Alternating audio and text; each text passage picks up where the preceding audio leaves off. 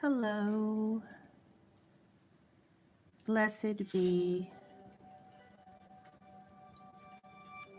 Good morning, good afternoon, whatever time of day you're seeing this video. It's morning for me, but you may be on the dark side of the planet right now.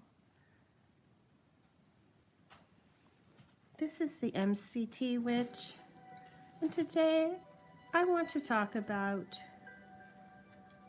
the various paths to spirituality and enlightenment.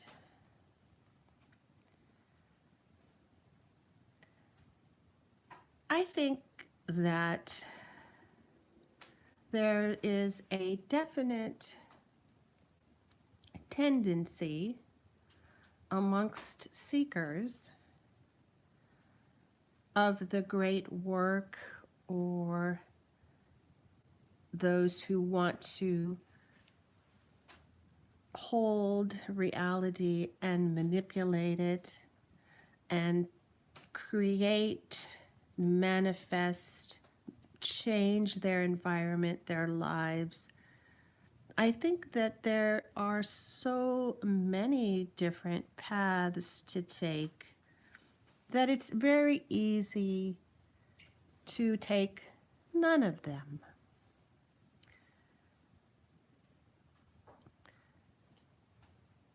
And at the same time, there are great resources available to pursue any path that one might want to take. So when the will is there and the commitment is ready to be made, great things can happen for us all. Or so we are wont to believe.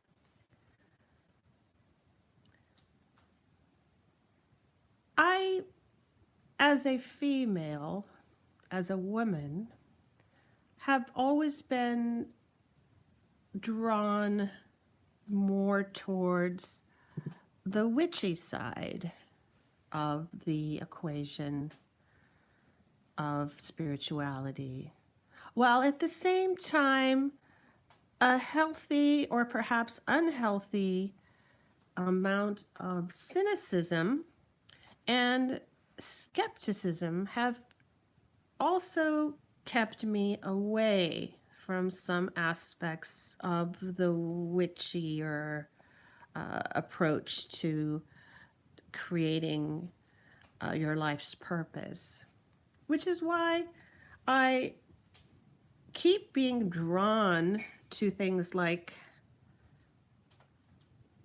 Hermeticism and the works of Hermes Trismegistus, the thrice great, who is the original great thinker from which the Hermetic theories of self-development were developed.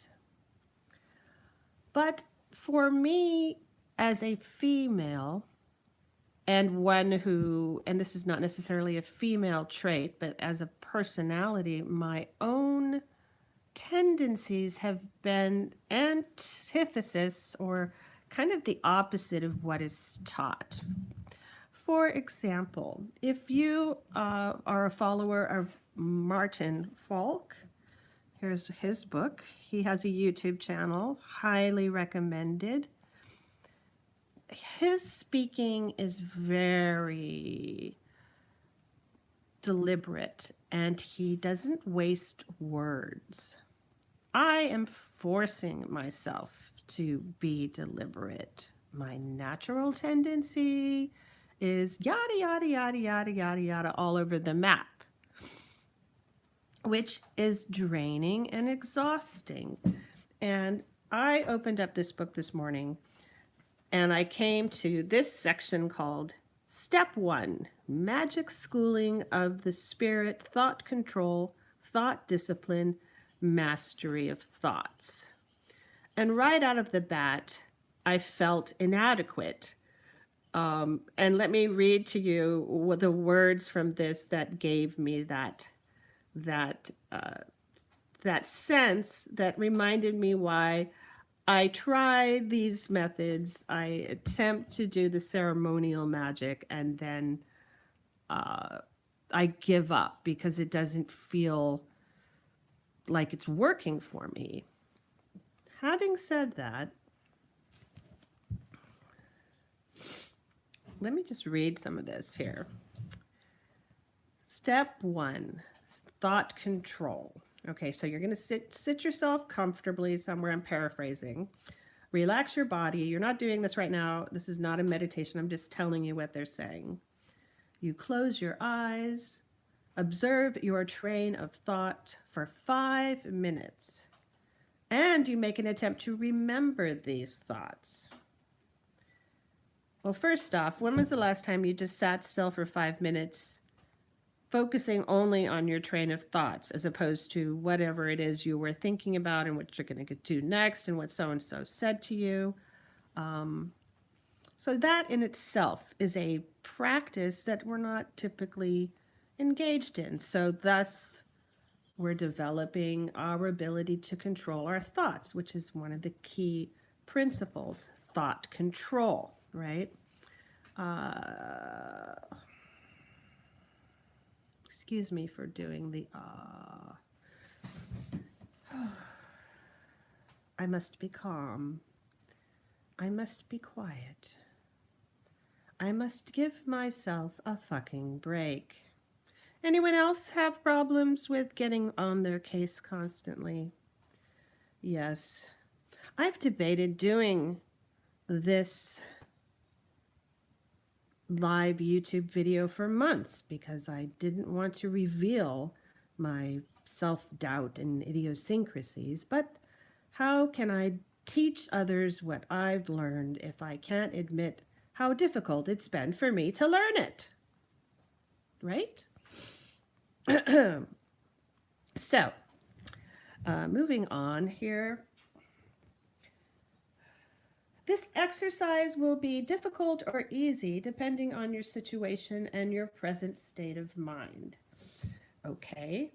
And when the difficulties occur, they recommend you do not lose your train of thought and do not lose sight of yourself, but observe instead your thoughts attentively.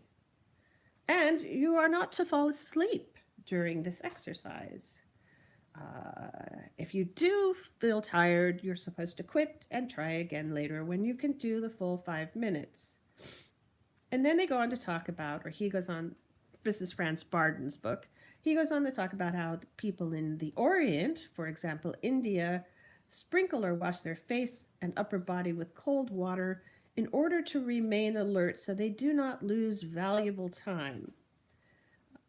And to prevent and overcome tiredness and sleepiness, you can also take breaths before you begin your exercise. So now I'm stressed out because I don't have a bucket of cold water nearby. And what if I try to close my eyes for 5 minutes and I start to feel tired? I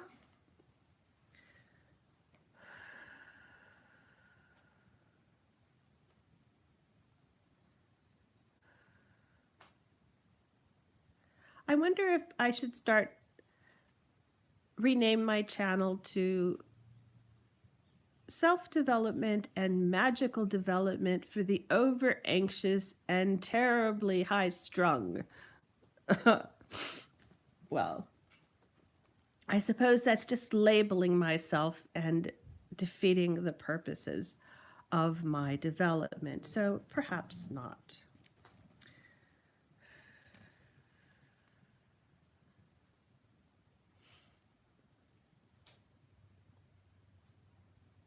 It says later on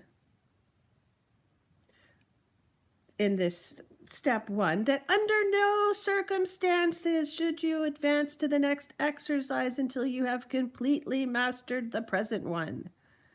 Therein lies another issue for me, because of the inability, or not inability, because of the tendency of low discipline in my life, that is a frustration and makes me want to go run off and do a little magical witchy spell that doesn't require mastering the previous one before I can perform it. However, intuitively, I accept that there's definitely value in creating discipline and controlling the thoughts and having thought discipline clearly can change how your life goes.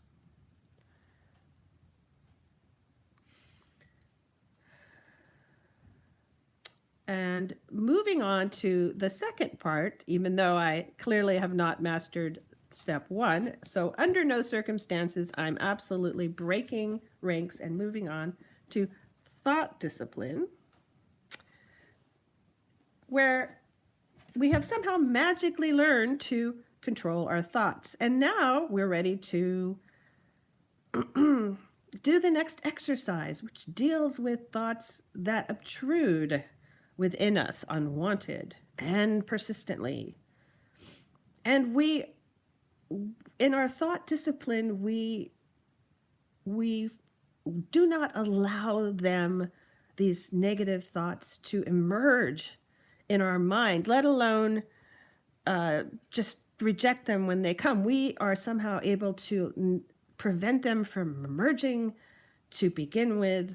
I find that difficult to imagine as even possible, and immediately feel like there's no hope for me to be able to ever do this. And again, I want to run away from the more disciplined Franz Barden's Hermetics type approach and try something a little more woo-woo, a little more soft, a little more feminine, a little more forgiving. However, deep, deep, deep down, I can sense the true value of such a skill, which makes me want to actually try following the precepts of this initiation into Hermetics to the best of my ability and see how it goes.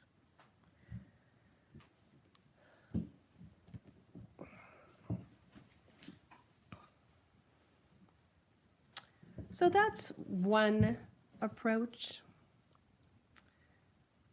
I call it the more masculine side, the more ceremonial side.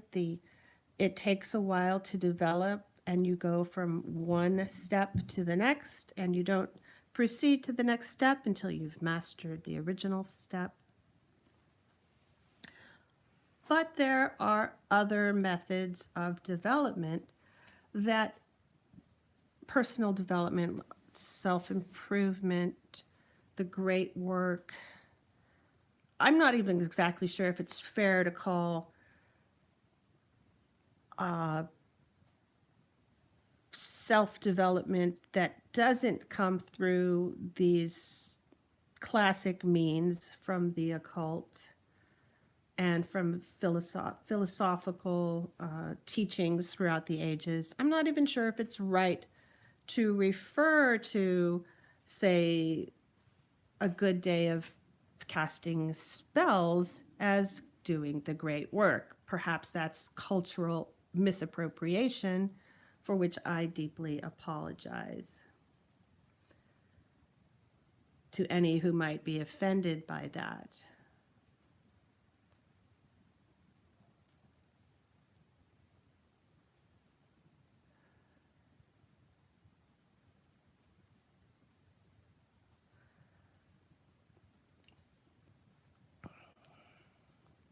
I think that all of us, each of us, are in various stages of our existence, in various states of happiness or unhappiness. And I heard an affirmation as I fell asleep the other night. I'll put a link to my favorite sleep affirmation videos, as well as links to these two books on Amazon if you want to check them out. I will get a 20 or 30 cent commission if you purchase these books through Amazon. Thank you for that. But the statement that I heard just as I was falling asleep from the Doxy meditation, in addition to I love myself, I am happy, etc., etc., was this phrase, and it's really stuck to me. So here it is. There is no good or bad, only fear and love. Wow. It made me think of do what thou wilt shall be the whole of the law, and how people immediately jump to the conclusion that you can do whatever you want. So be a serial killer or a pedophile or some horrible, evil person, and that's okay because if it's your will. But then it's immediately followed by talks of love. So if we take the concept of there is only love or fear, I was thinking how if I, in my moment, in whatever state I'm in, anxious old lady trying to improve her life at the last part of her, the last 20 years, whatever she's got left, trying to improve her life and maybe help some others improve theirs. And I start this attempt with fear and trepidation that I have no right to be here sharing my experiences and my thoughts, that no one cares. And basically it's just laughable, etc., etc., etc. The negativity that is so ingrained into me from childhood up until this late stage of my life is undeniable. And it is crippling, and it can be it can hold me back. It has held me back. It has led me to want to distract myself from feeling those kinds of painful thoughts, which are basically what? Fear. It's fear. And it's only when I let go of that fear and I feel love and I love myself and I accept myself and I accept everything about the situation as it is, and I just allow it to be.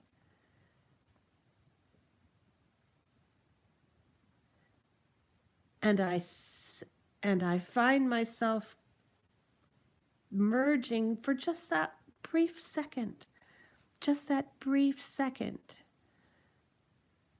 into the place where everything is love, into that space where magic happens, into that space where our gifts are actually revealed to us.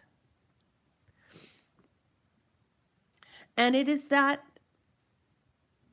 awareness that I am love, that I am worthy, that I am part of the universe, the God, the spirit, however you want to describe it. And it's there for me, just like it's there for you. That realization is fleeting, and it goes away so quickly that I must use some form of an anchor to pull me back, which is why I practice magic, meditation, and I'm a seeker of spirituality and teachings from the occult to help me gain self-awareness, connect to the higher powers that exist, and love myself.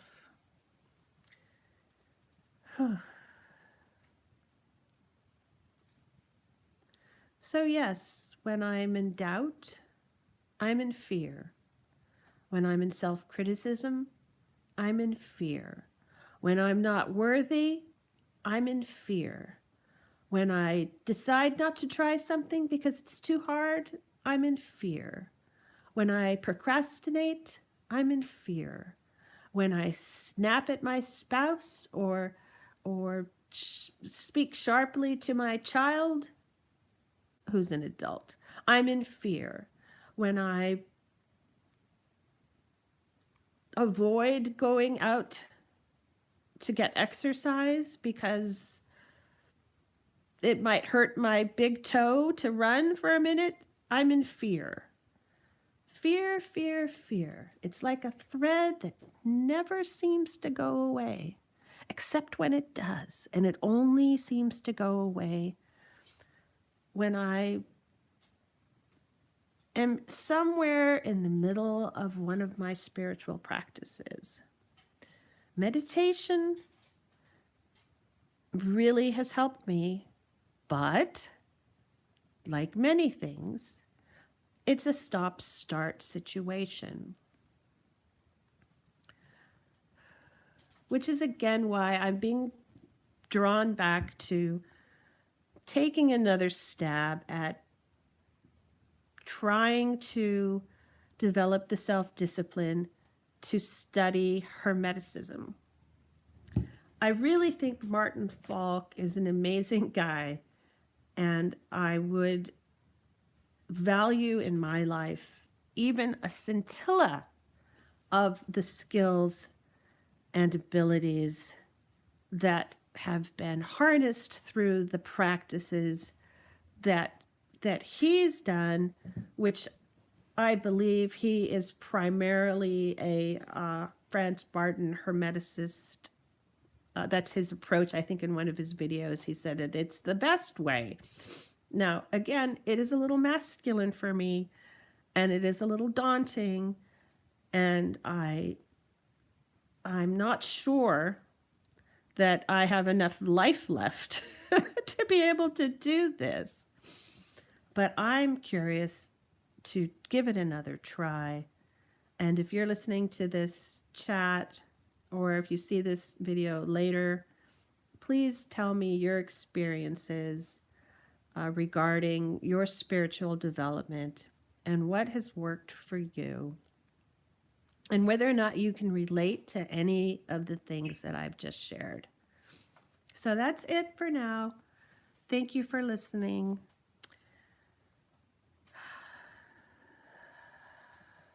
I want to sign off on something less stressful. Let me see if I can find that one quote I was looking for before.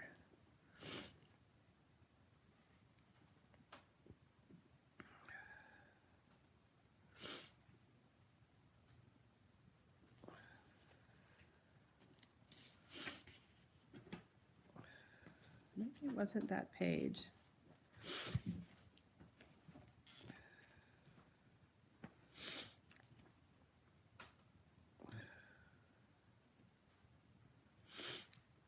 I'm looking, excuse me.